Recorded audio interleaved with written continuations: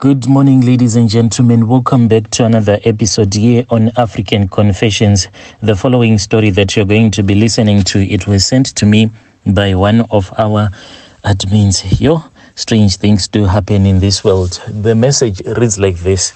Hello, Brother Nashi, how are you? It might sound very funny, but I gave birth to a frog. Good morning, Brother Nashi. Mine is a story that gives me goosebumps. I have never heard anything like that, and yet it happened to me. My relationship with pride was no secret to many. I started seeing pride when I was a shop attendant. Pride would put an effort to come and see and chat over this and that. Ours was young love, and my boss, whom I will call Miss P, was well aware of it. She did not mind pride visiting me as long as his coming did not interfere with my work. I also had a childhood friend who went by the name Pamela, not her real name. Pamela and I were thick. We were really as thick as thieves, like ice and cream. We told each other everything that was happening in our lives. Everything. Even when I had problems with pride, I would go and have a shoulder to lean on. It was also the same when she had problems with her boyfriends, whom I'll call Praise. Pride would invite me to his house now and then, and we would play our games, watch television, and sit and talk.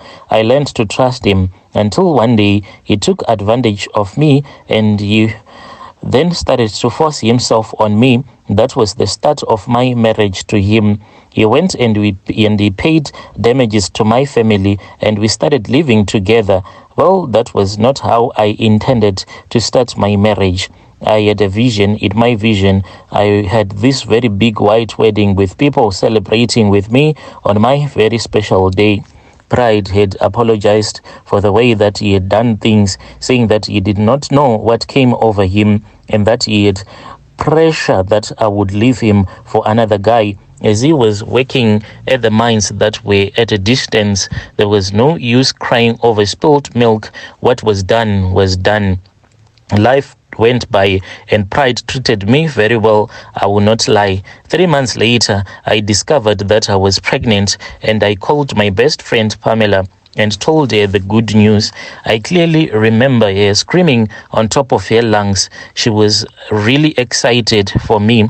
The following day, she had came and she took me for shopping. We had gone out shopping for the coming baby. I had told her it was too early for us to shop for the baby, and I had told her that I did not feel comfortable when she started calling everyone, including some of my relatives, the ones that I am scared about, the ones that my mom used to warn us about. Those ones, everyone has those relatives, the ones that you do not give a lot of information for the fear of being bewitched by your own relatives. And when she told everyone, my brother, I was not happy with what she had been doing. And this time when she took me out for shopping, I didn't want to go out because I did not know yet the gender of the baby yet, but she would hear none of it. And she said that we would buy gender neutral colors. She was not taking no for an answer. We did go out for shopping, and it was fun seeing cute little outfits in stores and so much to choose from. Pride would come on his off days, and he was excited also about the baby. Days went by, and when I was about 6 months along, I think so, Pamela came with her auntie, and she was also heavily pregnant. But why was she at my house? I asked myself. Had Praise thrown her out? Did she want a roof under her head until the storm was over? Well, I was not sure of the meaning of that, but should it come to that, I would not throw her out. I told myself, since me and her, we went way back, for me to abandon her. Her auntie had told me that they were leaving Pamela at my house because she had been impregnated by her husband.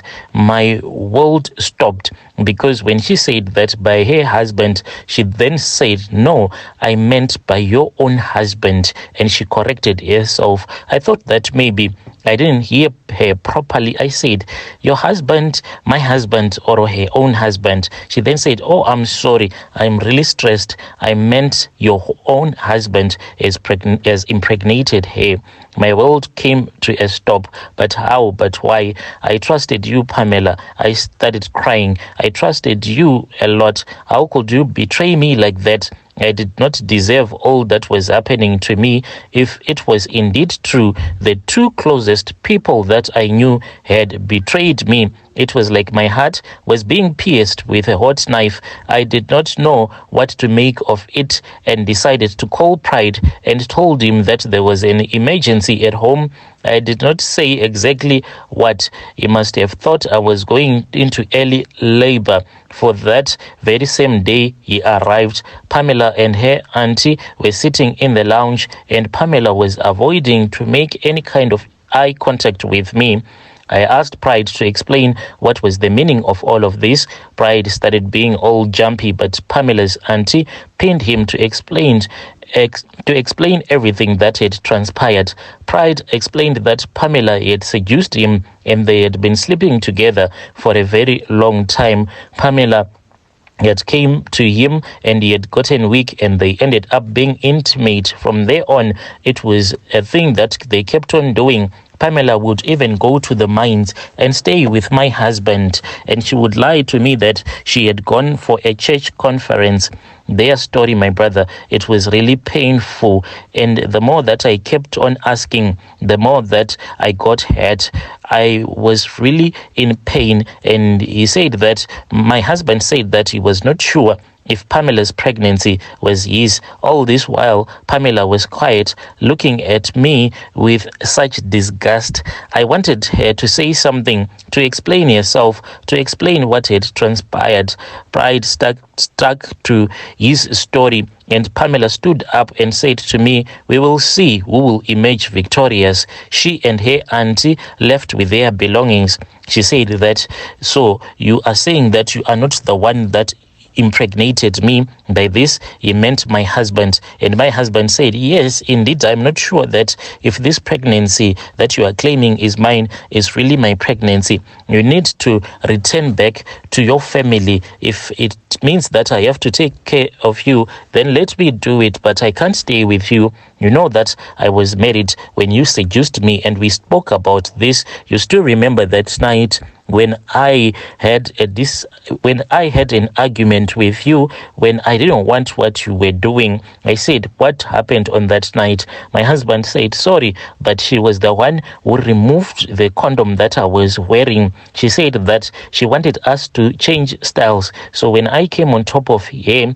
she acted as if she was fixing the condom, and I then saw that she had made a hole on the condom. And when I told her that the condom had burst, she said she was feeling really great. Let us just continue. So we continued. From there on, she kept on telling me that whenever we were using this protection, she was having this allergy. So we stopped using the protection. Pamela then left with her auntie, but why had she threatened me like this? It's not like I was the one who had impregnated her. She was just finding a scapegoat to blame me.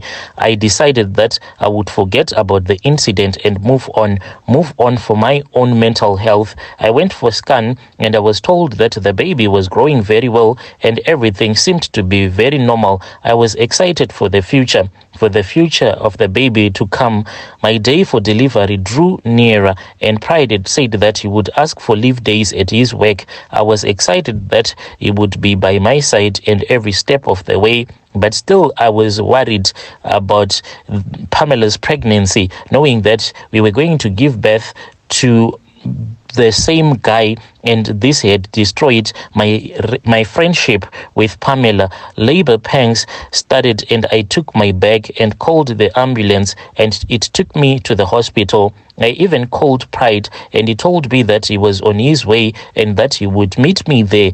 As the pains grew more and more stronger, and I called the midwife to check on me. She told me that I was fully dilated and it was now time for me to push. I gathered my strength and pushed, but I did not hear a baby cry. All that I did is that I farted, Brother Nashi. What I remember was the midwife just laughing, but there was nothing that came out. And when I asked the nurse if the baby was okay, she said, "I do not understand. Let me call the doctors." She then rushed out. She then came back with the doctor, and the doctor looked at me, and the doctor said that the signs were there that I had given birth, but the baby was not there, my brother. I gave birth to a frog. The moment that they told me that the baby had gone missing, I started to cry. I gathered all of my energy and I started to look in between my legs to see if there was a baby that I had given birth to, but I saw a frog. I screamed when I saw this frog, my brother. The doctor and the nurses said, "What is wrong? What is going on?" And I explained to them that in between my legs there was a frog that I had given birth to, but they said that they could not see anything. They thought that maybe I was losing my mind. I was taken out of that labor ward because they were afraid that the way that I was screaming, I was stressing the other ladies that were about to give birth. I was taken into a separate ward. I was really scared because this ward that I was taken to, it was really close to the mortuary, and there is that kind of feeling when you are taken to a ward that is close to the mortuary. My brother, I saw this frog and I saw Pamela. She walked into that ward. She was holding this glass jar which was filled with water. She took that frog and she said, "You remember when I said we will see who will emerge victorious?" So this was the So this was her own victory that she had gotten over me. I started to vomit until she had disappeared. I went back home and I packed all of my belongings. That was when I allowed my husband to stay with his Pamela. Their moment of weakness had led to this predicament. I had been excited to hold my own child, but all those sleepless nights were in vain, and I said, let them enjoy their love. And this is my advice to the women out there.